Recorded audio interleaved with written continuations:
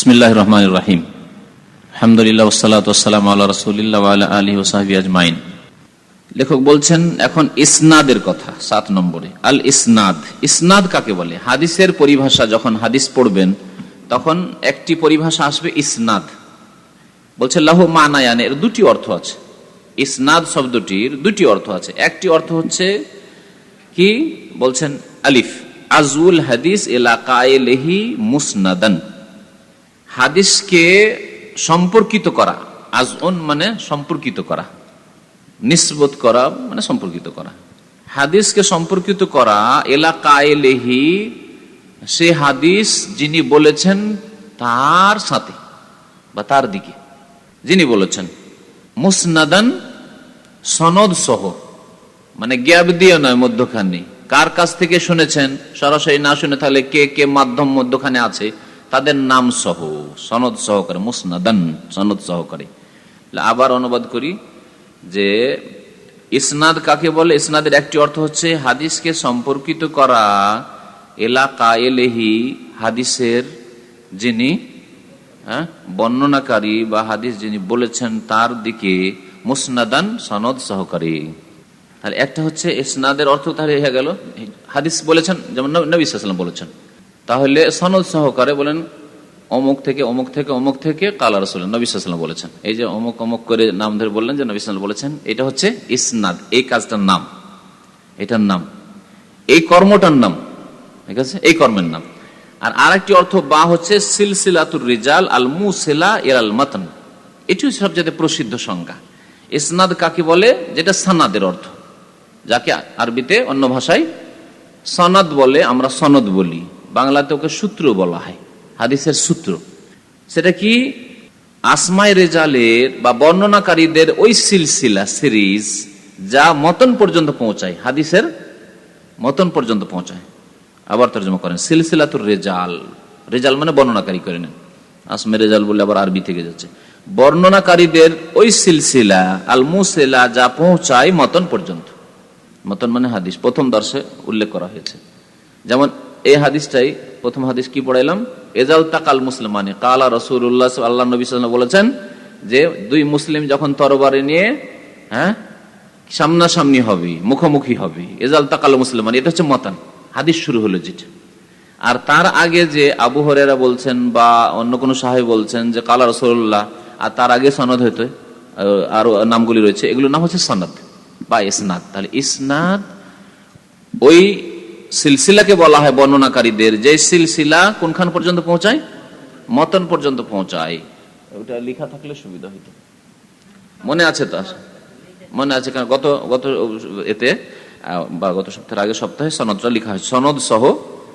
ইমাম বুখারী বলছেন কালা হাদাসানা অমুক অমুক অমুক অমুক থেকে এই করে সাহাবীর নাম, তারপরে কালা রাসূলুল্লাহ সাল্লাল্লাহু আলাইহি ওয়াসাল্লাম বলছেন।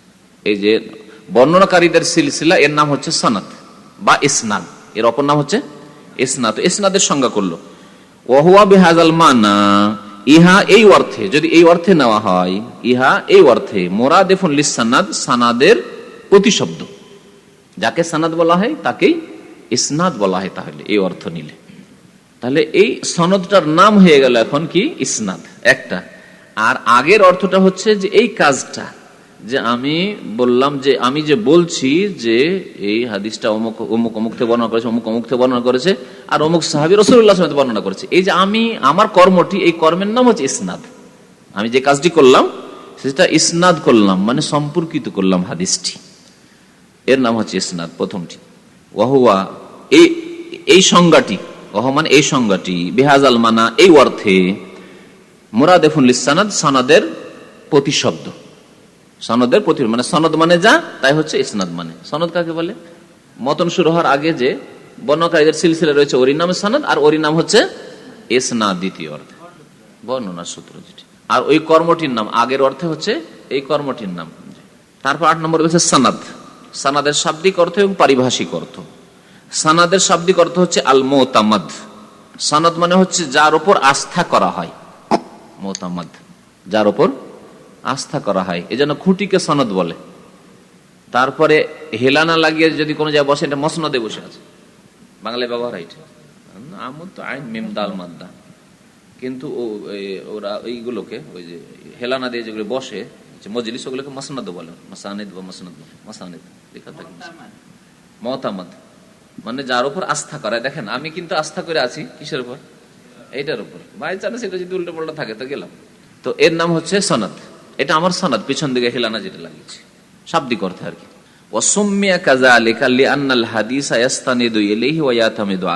আচ্ছা, সনদকে সনদ কেন তাহলে বলা হলো?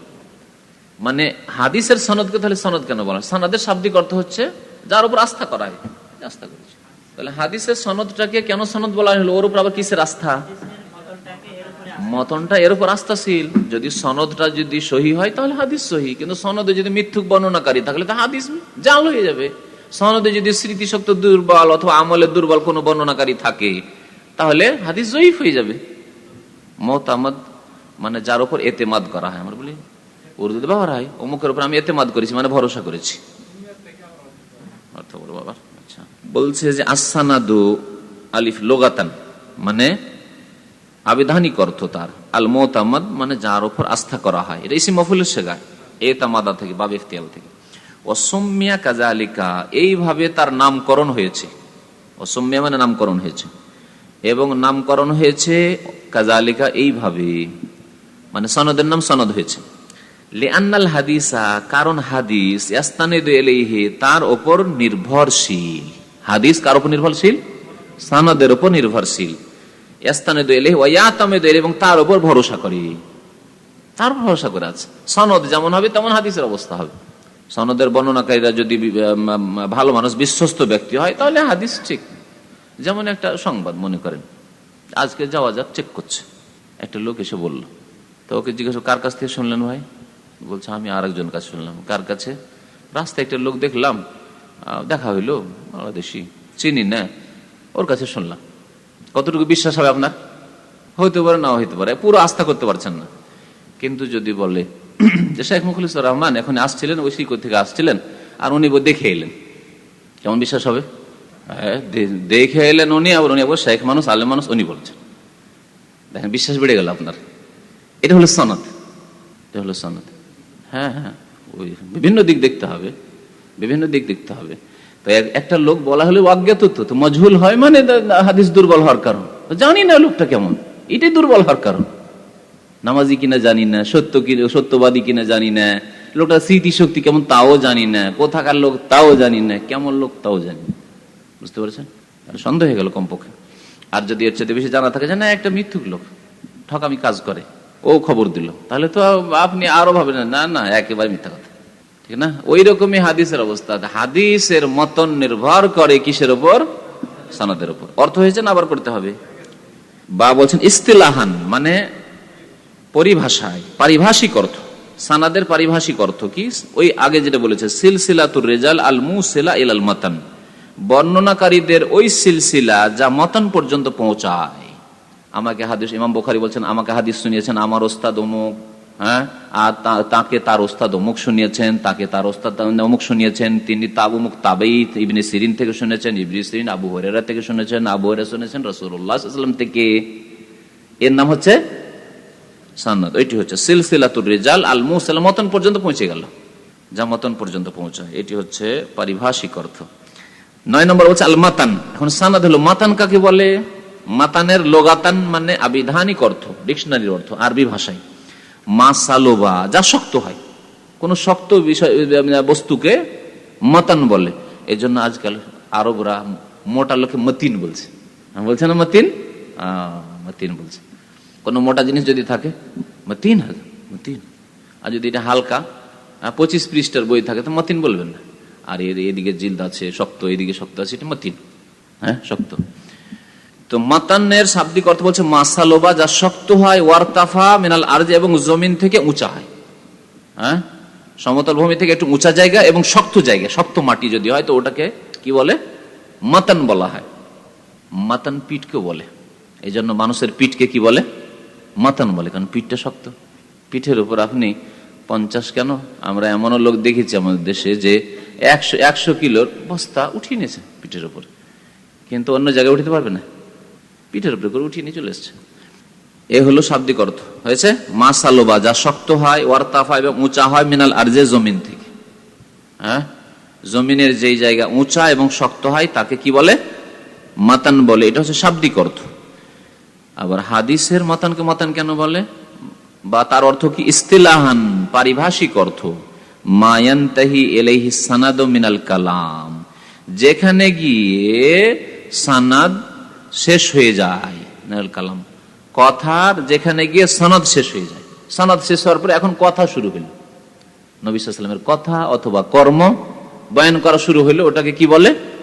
মাতান বলে। যেমন আজকের হাদিসে দেখে, আজকের কোনটা হাদিস পড়লেন?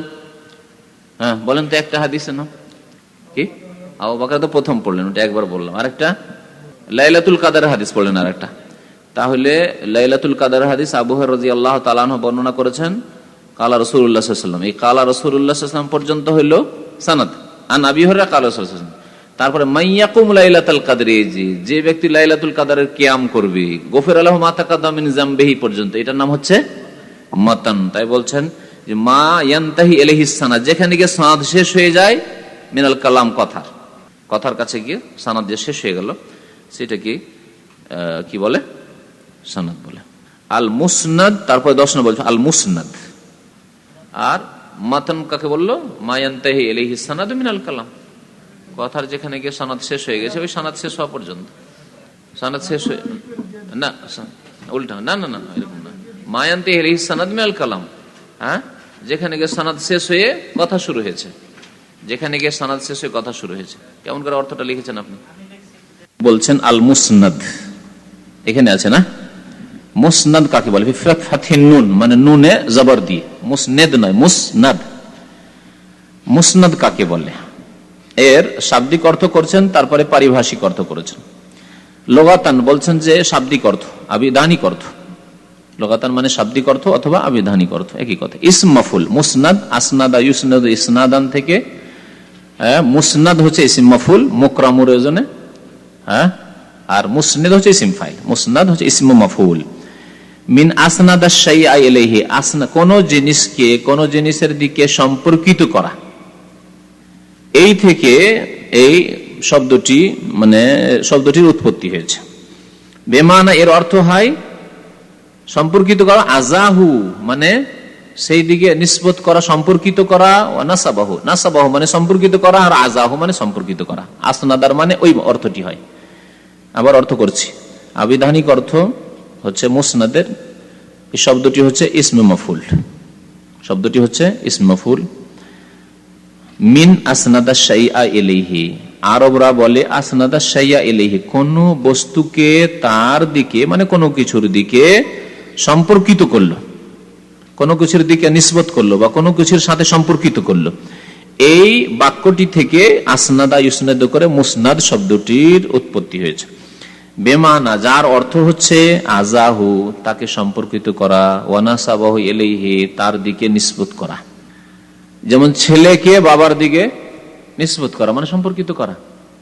আব্দুল্লাহ ইবনে আব্বাস, আব্দুল্লাহ কে?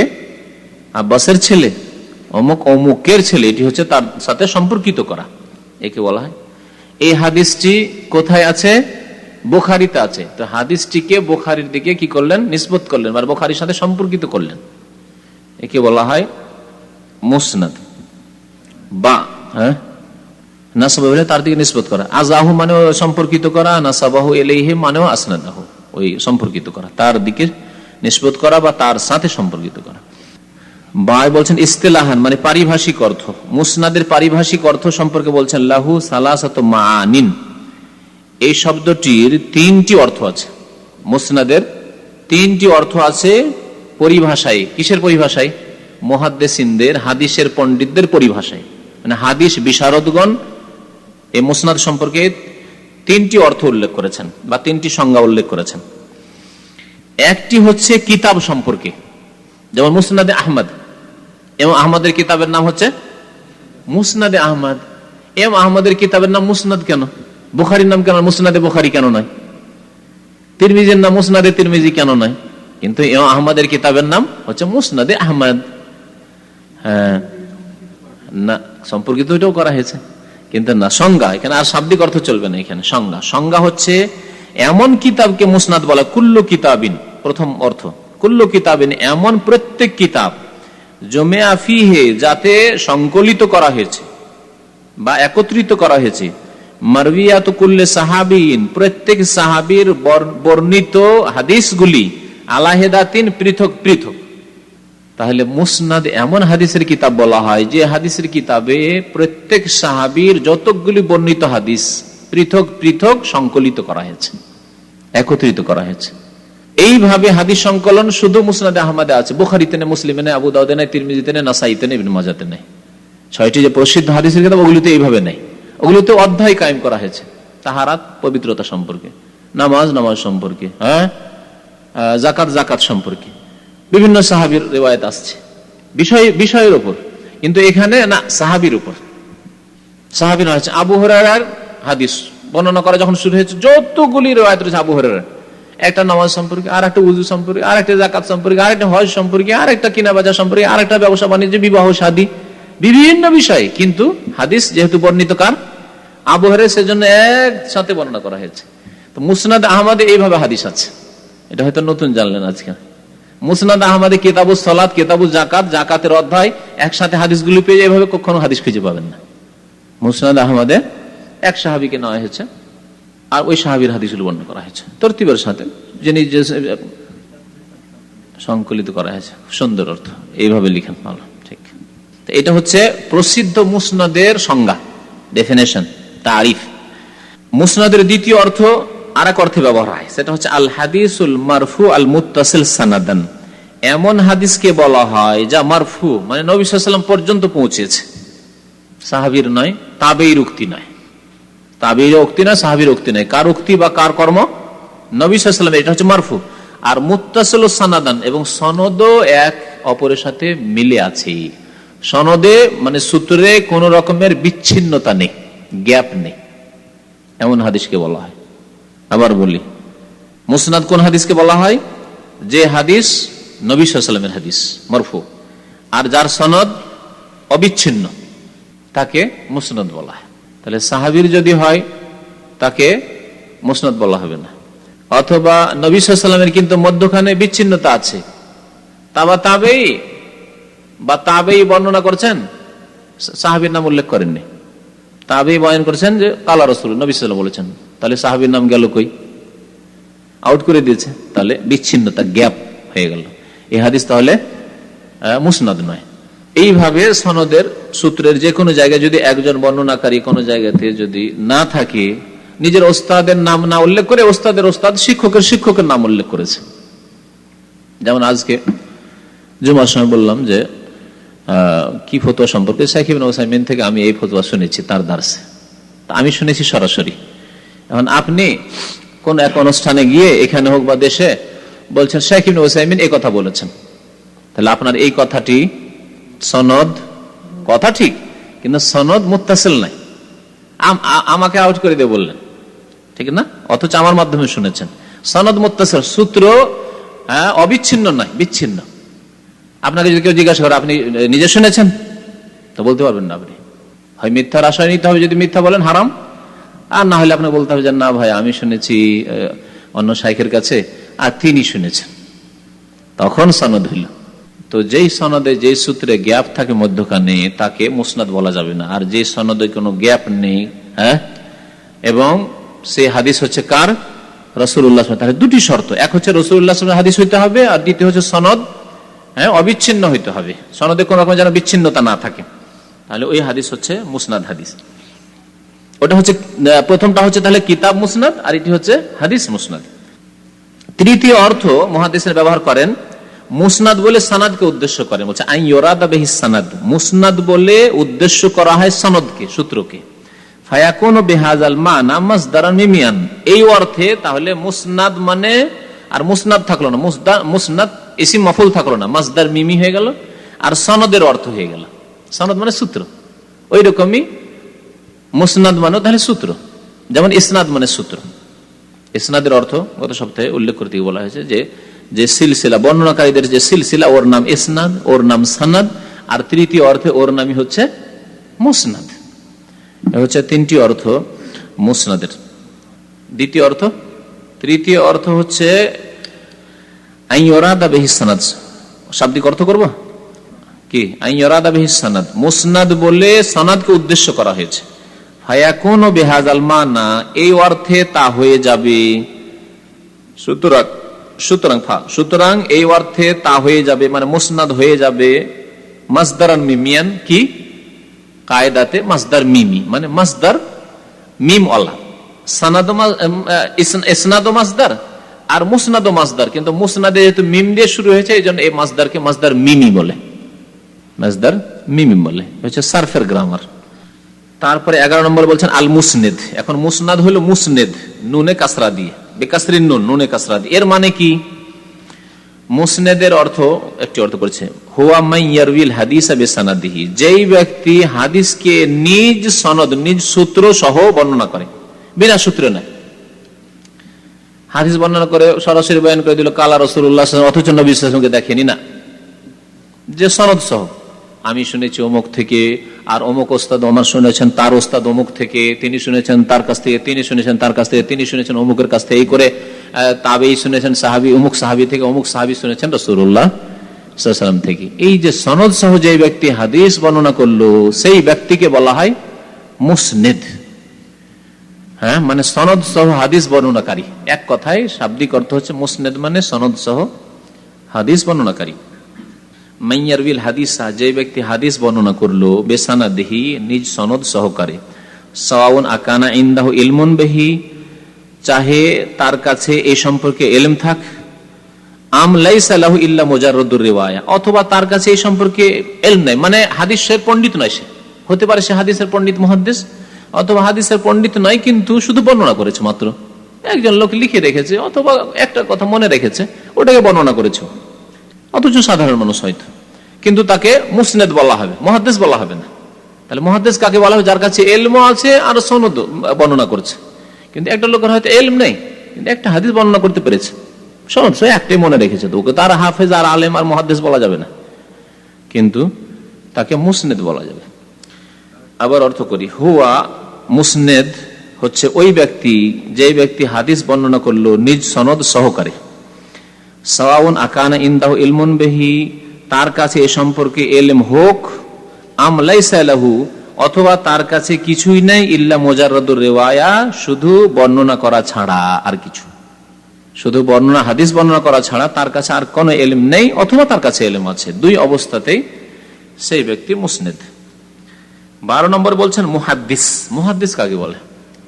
বাংলাদেশে আলিয়া মাদ্রাসাগুলোতে মুহাদ্দিস পোস্ট আছে, আলিয়ার একটা চাকরি পয়সা হচ্ছে, আমার ভাই মুহাদ্দিস পোস্টে চাকরি করে, অথচ হাদিসের সহিহ জয়ীফ কিছুই বুঝে না, কামেল পাস করেছে, হাদিসের সাবজেক্টে কামেল পাস করেছে, বাস মুহাদ্দিস পোস্টে একটা চাকরি আছে। পোস্টগুলোর নাম খুব একবারে গ্রাভিটি ওয়ালা নাম, যেমন তেমন নাম, এর নাম মুহাদ্দিস নাই। মুহাদ্দিসের অর্থ কি শুনেন, হাদিসের পণ্ডিতদের ভাষায় মুহাদ্দিস কাকে বলে? আমরা 1000, 1500, 2000 হাদিস মুখস্থ করেছি, মুহাদ্দিস না, আসলে মুহাদ্দিস নাই। মদিনা ইউনিভার্সিটিতে আমি 1600 হাদিস মুখস্থ করেছি, তাহলে মুহাদ্দিস? সহিহ জয়ীফের কিছু জাননি, মুহাদ্দিস? তাই যদি ওইসব আলেমদের যাদের মুহাদ্দিস পোস্টে যারা আছে, বা শাইখুল হাদিস যাদের লেখা আছে, তাদের জিজ্ঞাসা করেন যে সহিহ হাদিস কি আর জয়ীফ হাদিস কি, তাই সোজা করে বয়ান করতে পারবেন না, অথচ মুহাদ্দিস। এগুলি আজকালকার জামানার দেশি মুহাদ্দিস। ভারত, বাংলাদেশ, পাকিস্তানে আজকাল তো আমাদের দেশের মৌলভী সাহেব আর পাকিস্তানে আল্লামা, সেম ডিগ্রি। ওই রকমই মুহাদ্দিস পোস্টটি আলিয়া মাদ্রাসার বাংলাদেশে হয়েছে ওইরকমই। তো যাই হোক, ওইরকমই অবস্থা। তো শুনেন মুহাদ্দিস কাকে বলে, শুনেন, হুয়া মান ইয়াশতাগিলু বিইলমিল হাদিসি রিওয়ায়াতান ওয়া দিরায়াতান ওয়া ইয়াত্তালিউ আলা কাসীরিন মিনার রিওয়ায়াতি ওয়া আহওয়ালি রুওয়াতিহা। মুহাদ্দিস কাকে বলা, এটি হচ্ছে তার সংজ্ঞা। মুহাদ্দিস মানে হাদিসের পণ্ডিত, হাদিস বিশারদ। কি হাদিস বিশারদ বা হাদিসের পণ্ডিত? ওই ব্যক্তি, যেই ব্যক্তি ইলমে হাদিস নিয়ে ব্যস্ত থাকে, তার সগুলি মাইয়াশতাগিলু বিইলমিল হাদিস, হাদিসের ইলম নিয়ে তার চর্চা। যে ব্যক্তি হাদিসের ইলমের চর্চা করে, এই অর্থ করেন, যেই ব্যক্তি হাদিসের জ্ঞানের চর্চা করে, দুই দিক থেকে, রেওয়ায়াতান হাদিস বর্ণনা সনদের দিক দিয়েও, তাহলে সনদ সম্পর্ক সহি জয়ীফ বুঝে। ভারত, বাংলাদেশ, পাকিস্তানে যারা আরব দেশ থেকে পড়ে যায়নি, সনদের সহি জয়ীফ বুঝে না বললে ভুল হবে না কিছু, কারণ সনদ পড়ানো হয় না, মতনটা পড়ানো হয়। ও দিরায়াতান মানে ফিকহ মাসলা মাসাইলের দিক দিয়ে, মানে মতনের দিক দিয়ে। তাহলে হাদিসের সনদও বুঝে সহি জয়ীফ কেন হয় হাদিস, আর মতনটাও বুঝে যে এই হাদিস থেকে কি মাসলা মাসাইল গুলি জানতে পারলাম। যেমন কিছু কথা বললাম, ওই হাদিস সম্পর্কে যদি আরো কিছু বলতাম, অনেক কথা বলার ছিল। যে আব্দুল কাইসের হাদিস, নবী সাল্লাল্লাহু আলাইহি ওয়াসাল্লাম অতিথি আসতে বলে মারহাবান, কি শিখলাম? যে আমাদের কোন অতিথি আসলে মুখটাকে ভারী না করে, কেমন আছেন, ভালো আছেন, মুখটাকে না বিষিয়ে রেখে, ভাই আসসালামু আলাইকুম, কেমন আছেন ভাই, অনেকদিন পরে দেখা, হ্যাঁ মাশাআল্লাহ, খুব খুশি হয়েছে ভাই আপনাকে পেয়ে, খুশি হয়ে গেল, সে খুশি হয়ে গেল। তো এগুলি শিখলাম। তো এইভাবে বহু মাসলা মাসাইল একটা হাদিস থেকে বের হয়, এগুলো বলা হয় দিরায়া, মানে হাদিসের ফিকহি মাসলা মাসাইল বের করা হাদিস থেকে। হাদিস আছে আইনা আল্লাহ কালা ফিস সামায়, আল্লাহ কোথায়, আকাশে রয়েছেন। তাহলে এই হাদিস দ্বারা জানতে পারলাম যে আল্লাহ পাক কোথায় রয়েছেন, আকাশে রয়েছেন, ঠিক না? এই যে মাসলা, এটা হচ্ছে দিরায়া। আর রিওয়ায়াত হচ্ছে হাদিসের বর্ণনাকারী কে এবং এই হাদিস কোন কিতাবে আছে। এই হাদিস যদি বুখারী মুসলিমে না থাকে, অন্য হাদিসের কিতাবে থাকে, তাহলে সহিহ না জয়ীফ, জয়ীফ যদি হয়তো কেন, মওযু জাল হয়তো কেন, উতুলুল ইলমা ওয়ালাউ বিসিন, চীনে থাকলেও সুদূর চীনে গিয়ে ইলম শিখো, জাল, মিথ্যা কথা হাদিস। তো মিথ্যা হাদিস তো মিথ্যা কেন, এ সম্পর্কে জ্ঞান থাকে। আর জানলোই না যে কোনটা সহিহ কোনটা জয়ীফ, আর মুহাদ্দিস হয়ে গেল, আল্লামা হয়ে গেল, শাইখুল হাদিস হয়ে গেল না। আবার অর্থ করি, হুয়া মুহাদ্দিস ওই ব্যক্তি, যেই ব্যক্তি ইলমে হাদিসের চর্চা করে রিওয়ায়াতের দিক দিয়ে, মানে হাদিসের বর্ণনার দিক দিয়ে, সনদের দিক দিয়ে, ও দিরায়াতান এবং তার জ্ঞানের দিক দিয়ে, অর্থাৎ ফিকহি মাসলা মাসাইলের দিক দিয়ে। ওয়াত্তালেও, এতে যথেষ্ট নয় যে সবসময় হাদিস চর্চা করে আর তার সনদ বুঝে, সনদ নিয়ে আলোচনা করে আর তার মাসলা মাসাইল নিয়ে আলোচনা করে, এগুলি তো অনেকেই করে, আমরাও করছি। ওয়াত্তালেও আলা কাসীর মিনার রিওয়ায়াত, এবং বহু হাদিস সম্পর্কে, বহু রিওয়ায়াত বর্ণনা সম্পর্কে সে ওয়াকিফ হাল। একটা বিষয়, একটা উজুর বিষয় নিলাম, রফুল ইয়াদানের বিষয় নিলাম, আমিনের বিষয় নিলাম, হ্যাঁ সূরা ফাতিহার বিষয় নিলাম, বহু রিওয়ায়াতি সম্পর্কে জানা আছে, মাতা পিতার সেবার বিষয় নিলাম, বহু হাদিস জানা আছে এই সম্পর্কে। আর যদি বলা হয় আচ্ছা মাতা পিতার উপরে 5টা হাদিস শুনুন, 5টা হাদিস শুনাইতে পারবে না মুহাদ্দিস? বিবাহ শাদী সম্পর্কে কেমন দেখে, কেমন পাত্রী চয়েস কেমন হইতে হবে, পাত্র কেমন চয়েস হইতে হবে, 5টি হাদিস শুনান তো। আল্লাহ দিদি কিছু জানেন না আর আমি মুহাদ্দিস হয়ে গেলাম না। তাই বলছে যে ওয়াত্তালিউ আলা কাসীর মিনার রিওয়ায়াত, বহু হাদিসের সম্পর্কে সেই ব্যক্তি ওয়াকিফ আল, ইয়াত্তালিউ মানে তার জানা রয়েছে বহু হাদিস সম্পর্কে। এবং শুধু হাদিস নয়, ও আহওয়ালে রুওয়াতিহা, এবং সেই সব হাদিসের বর্ণনাকারী, রুওয়াত রাবির বহুবচন, বর্ণনাকারীদের অবস্থা সম্পর্কে, বর্ণনাকারীর অবস্থা, এটা তো আজকালকার অধিকাংশ আলেমরা জানে না। বিশেষ করে উপমহাদেশের কথা বলছি, ইন্ডিয়া, বাংলাদেশ, পাকিস্তানের কথা বলছি। হাদিসে বর্ণনাকারী মানে সাহাবী নয়, হাদিসে বর্ণনাকারী যে সাহাবীর পরে মুহাদ্দিসের মাঝখানে অনেকগুলি বর্ণনাকারী আছে। হ্যাঁ, জীবনী সম্পর্কে জানা, যে কে জয়ীফ, কে কাজ্জাব ছিল, দাজ্জাল ছিল, কে মিথ্যুক ছিল, কার স্মৃতি শক্তি দুর্বল ছিল, কে শেষ জামানায় পাগল হয়ে গেছিল, স্মৃতি শক্তি হারিয়ে ফেলেছিল, কেউ অন্ধ হয়ে গেছিল, কার বাড়ি থেকে কিতাব চুরি হয়ে গেছিল, বহু এরকম কেসা আছে। বর্ণনাকারীদের বায়োগ্রাফি, জীবনের উপরে বহু কিতাব লেখা হয়েছে। অনেকে এমনি মুহাদ্দিস ছিলেন, কিন্তু তার ছেলেরা দুষ্ট ছিল, ছেলেরা সাবালক হওয়ার পরে তার কিতাবগুলি নিয়ে পানিতে ফেলে দিয়ে চলেছে। ওই কিতাব থেকে সে হাদিস বর্ণনা করতো, আর হাদিস ঠিকভাবে বর্ণনা করতে পারে না, কিন্তু সারা জীবন যেহেতু হাদিস বর্ণনা করে এসেছে, কিছু কিছু হাদিস আবার মুখস্থ শোনাতে চেষ্টা করতো আর ভুল করতো, এই জন্য তাদের হাদিসগুলি জয়ীফ হয়ে গেছে। লোক ইমানদার, কিন্তু তার ছেলেরা খারাপ বা তার স্ত্রী খারাপ হওয়ার জন্য তার গেছে, তার হাদিসের যা সমষ্টি ছিল সব বরবাদ হয়ে গেছে। তার প্রতিবেশী অনেক সময় শত্রু থাকতো, হাদিসের সনদ সম্পর্কে যখন পড়বে আজব আজব ঘটনা শুনবে। লোক খুব আলেম, ভালো বর্ণনাকারী মুহাদ্দিস ছিল, কিন্তু সে মুখস্থ বিদ্যা কম ছিল, কিতাবের বিদ্যা ছিল, কিতাব রাখতো। প্রতিবেশী খুব জালেম প্রতিবেশী ছিল, যখন এদিক সেদিক প্রতিবেশী 2-1 পাতা জাল হাদিস লিখে পাণ্ডুলিপি, তো সেই জামানা তার এইরকম ছাপা বই না যে বইয়ের মধ্যে কিছু ঢোকা যাবে না, পেপার রাখা আছে, হ্যাঁ পাণ্ডুলিপি রাখা আছে, পাণ্ডুলিপির মধ্যে 2-4 পাতা আরো ঢুকিয়ে দিয়েছে, জাল হাদিস ঢুকিয়ে দিয়েছে। আর যেহেতু মুখস্থ নাই, পার্থক্য করতে পারছে কোনটা আমার লেখা আর কোনটা ওদের, কেউ ঢুকিয়েছে নাকি, ও সবই বয়ান করছে, ওর হাদিস নেওয়া যাবে, এই জন্য জাল হয়ে গেছে তার হাদিস। এরকম বহু এমন এমন কিস্সা আছে বর্ণনাকারীদের জীবনীতে, যারা দুর্বল জয়ীফ হয়েছে, যাদের হাদিস বা জাল হয়েছে। মুহাদ্দিস তাহলে একে বলা হয় যে ব্যক্তি ইলমে হাদিসের চর্চা করে সনদের দিক দিয়ে এবং মতনের দিক দিয়ে, মানে ফিকহি মাসলা মাসাইলের দিক দিয়ে, এবং বহু হাদিস সম্পর্কে তার জানা, এবং বহু হাদিসের বর্ণনাকারীদের অবস্থা জীবনী সম্পর্কেও জানা তার। হাফেজ কাকে বলে? দেখলেন, যার কোরআন মুখস্থ হাফেজ। ইন্ডিয়া, বাংলাদেশ, পাকিস্তানের হাফেজ হচ্ছে কোরআন মুখস্থ থাকলে হাফেজ। আমরা পড়ছি সাবজেক্ট কি? হাদিস, উসুলে হাদিস। মুহাদ্দিসিনদের ভাষায়, হাদিসের পণ্ডিতদের ভাষায় হাদিস হাফেজ কে? হাদিস যার মুখস্থ রাখে কত? 500, 1000, 1500, 2000। তাহলে তো বহু আছে আজকাল। আল কাসিমে বুখারী মুসলিম মুখস্থ আছে, এরকম এক লোক আছে, এক আলেম আছেন আল কাসিমে, বুখারী মুসলিম মুখস্থ, সনদ সহ মুখস্থ আছে। এই দুনিয়ার মধ্যে একটি শুনেছি শুধু। হাফেজ বলা ফিহে কাওলান, এ সম্পর্কে দুটি মত আছে যে হাফেজ কাকে বলে। হাদিসের হাফেজ এবং হাদিসের ভাষায়, মুহাদ্দিসিনদের ভাষায় হাফেজ কাকে বলে। তাহলে কোরআনের হাফেজ, হাফেজ ও হাফেজে কোরআন। কোরআন হাফেজকে কি বলবেন? শুধু হাফেজ বলবেন, হাফেজে কোরআন, হাফেজে কোরআন। আর মুহাদ্দিস হাফেজ, শুধু হাফেজ যখন বলবেন হাদিসের ভাষায়, তখন এর সংজ্ঞা শুনেন। দুটি মত। একটি মত হচ্ছে মুরাদিফুন লিল মুহাদ্দিস ইনদা কাসীর মিনাল মুহাদ্দিসিন, অনেক হাদিসের পণ্ডিতদের নিকটে যাকে মুহাদ্দিস বলা হয়েছে তাকে হাফেজ বলা হয়েছে। তাহলে আগের সংজ্ঞায় যথেষ্ট। কি? যার চর্চায় হচ্ছে সব সময়। চর্চা এই নয় যে 8 ঘন্টা ডিউটি করব আর তার মধ্যে 4 ঘন্টা গাড়ি চালিয়ে এলাম, আর 4 ঘন্টা এদিক ওদিক কম্পিউটার নিয়ে ইন্টারনেটে খেলা করলাম, আর দিনে 1-8 ঘন্টা কখনো হাদিস টাদিস একটু দেখি না। সবসময় তার চর্চা হচ্ছে হাদিস নিয়ে, হাদিস চর্চা করা, আর হাদিসের সনদ চর্চা অথবা ফিকহি মাসলা মাসাইল চর্চা। আর তারপরে অনেক হাদিস সম্পর্কে জানা এক এক বিষয়ের উপর, এবং হাদিসের বর্ণনাকারীদের অবস্থা সম্পর্কে জানা, যে কে জয়ীফ, কে মিথ্যুক ছিল, কে সেকা, বিশ্বস্ত, এসব জানা অনেকটাই। এই একটি সংজ্ঞা হলো। আর দ্বিতীয় সংজ্ঞা বলছেন ওয়াকিলা, কেউ কেউ বলেছেন হুয়া আরফাউ দারাজাতান মিনাল মুহাদ্দিস, হাফেজ মুহাদ্দিস চাইতে উপরের স্থান।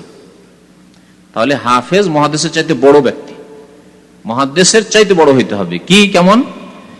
বিহাইসু, এইভাবে, ইয়াকুনু মা ইয়ারিফুহু ফি কুল্লি তাবাকাতিন আকসার মিম্মা ইয়াজহালুহু, বলছে যে প্রত্যেক স্তরে, বর্ণনাকারীদের প্রত্যেক স্তরে যা জানে তা যা না জানে তার চাইতে বেশি। তাহলে হাদিস সম্পর্কে যতটা জানে না তার চাইতে যা জানে তার সংখ্যা বা তার পরিমাণ বেশি হইতে হবে। প্রত্যেক স্তর মানে বর্ণনাকারীদের স্তর, সনদের স্তর সম্পর্কে। সনদের প্রত্যেকটি স্তর আছে। যেমন ইমাম বুখারীর জামানার লোক, ইমাম আহমদ বিন হাম্বলের জামানার লোক, ইমাম আবু হানিফার, ইমাম শাফির জামানার লোক। তো এইগুলো হচ্ছে এক একটা স্তর, এক একটা জামানা। তাবেঈনদের জামানার লোক একটা স্তর, তাবেঈনের জামানা একটা স্তর। তো প্রত্যেক স্তরে যতটা জানে আর যতটা জানে না, দুটোকে যদি কম্পেয়ার করা হয়, তুলনা করা হয়, তো যা জানে না তার চাইতে বেশি সে জানে। তাহলে 100 ভাগের মধ্যে কমপক্ষে 60 ভাগ যদি 70 ভাগ জানে, তাহলে তাকে হাফেজ বলা হবে। আর যদি মাঝামাঝি হয়ে যায়, না, হাফেজ না, সে মুহাদ্দিস। 50 ভাগ জানে, 50 ভাগ জানে না, 40 ভাগ জানে, তাহলে সে মুহাদ্দিস, কিন্তু সে হাফেজ নয়। এই অর্থ করেছে। আর ওয়াকিলা, কেউ কিলা মানে কেউ কেউ বলেছেন, বা কোন কোন মুহাদ্দিসরা, হাদিসের পণ্ডিতরা বলেছেন, হুয়া হাফেজ হচ্ছে আরফাউ দারাজাতান মিনাল মুহাদ্দিস, মুহাদ্দিসের চাইতে উঁচু স্থানের ব্যক্তি বা উঁচু মর্যাদার ব্যক্তি। বিহাইসু, তা এইভাবে বা এই রূপে, যে ইয়াকুনু মা ইয়ারিফুহু, যা সে জানে, ফি কুল্লি তাবাকাতিন, প্রত্যেক স্তরে, তা আকসারা মিম্মা ইয়াজহালুহু, যা জানে না সে তার চাইতে বেশি। যা সে জানে না তার চাইতে বেশি কিসের পরিমাণ? যা সে জানে। আরেকটি সংজ্ঞা আছে যেটার দিকে একজন ইঙ্গিত করেছে, যার 1 লক্ষ হাদিস মুখস্থ আছে, যার 1 লক্ষ হাদিস সনদ সহ মুখস্থ আছে, সেই ব্যক্তি কি? হাফেজ। তাহলে সনদ সহ 1 লক্ষ, বুখারীতে 7,000, যদি মুকাররার রিপিট হয়ে এসছে 7,000 কয়েকশো, 7,500 বেশি নাই। মুসলিম শরীফে 6-7,000, তাহলে কত আর হইল? 15,000 বেশি যায় না। বুখারী মুসলিম যদি সনদ সহ মুখস্থ থাকে তবু হাফেজ বলা যাবে। 30,000 আছে, 30 আর 15 যদি হয় বুখারী মুসলিম, তাহলে কত হইল? 45 হইল। আর বাকি আছে আবু দাউদ, নাসাই, তিরমিজি, ইবনে মাজাহ, এগুলিতে যে 5,000 6,000 করে ধরেন, তারপরে জুটানো মুশকিল আছে। তো যাই হোক, কাছে যাবে। কি বললেন? তার আবার হ্যাঁ, অন্যগুলি তো আছে, একটা এর কথা। হ্যাঁ আছে, বহু আছে এরকম, কাছাকাছি ধরেন। তো হাফেজ, তারপরে আছে হাকিম, এটা থেকে গেল। হাকিম যা সব হাদিস মুখস্থ আছে, এইরকম লোক আজকাল যেমন ইমাম আহমদ বিন হাম্বলের 6 লক্ষ হাদিস মুখস্থ ছিল, 6 লক্ষ হাদিস মুখস্থ ছিল। জি, 10 লক্ষতে হয়তো কিছু এরকম ছিল যে মুখস্থর কাছাকাছি এরকম ছিল। ইমাম বুখারী রাহমাতুল্লাহ আলাইহি এরকমই বলা হয়েছে। ইমাম বুখারী রাহমাতুল্লাহ নিজে বলেছেন, হ্যাঁ, যে আমার কি বলছে 3 লক্ষ হাদিস মুখস্থ রয়েছে, আর 3 লক্ষ হাদিস মুখস্থর মতো রয়েছে। মুখস্থর মতো এটাকে বলে যে কেউ যদি ভুল পড়ে তাহলে ভুলটা ধরে নিতে পারবে, কিন্তু হয়তো মুখস্থ শোনাতে বললে হয়তো কিছু ভুল হইতে পারে। যেমন আমাদের অনেক কোরআনের আয়াত সূরা মুখস্থ আছে, বা প্রায়গুলো এরকম আছে, যদি ভুল পড়ে না আমি ধরে নেব যে ভুল হচ্ছে, কিন্তু আপনার সংশোধন করে দেওয়ার জন্য আমাকে তখন দ্বিধাদ্বন্দ্ব ছিল, কি জানি এটা তো সংশোধন করলাম, কিন্তু তারপরেরটা কি হবে, বা তারপরের আয়াতে কি হবে। তো এগুলো মুখস্থ নয়, কিন্তু মুখস্থর মতো কাছাকাছি। যাই হোক, হাকিম বলছে হুয়া মান আহাতা ইলমান, ওই ব্যক্তিকে বলা হয় যেই ব্যক্তি সমস্ত হাদিস সম্পর্কে ইলম রাখে। মান আহাতা ইলমান বিজামিল আহাদিস, সমস্ত হাদিস সম্পর্কে জ্ঞান রাখে। হাত্তা লা ইয়াফুতুহু মিনহা ইল্লাল ইয়াসির, সমস্ত হাদিসের মধ্যে থেকে তার কিছুই না ছুটে, যদি ছুটেও তো অল্প।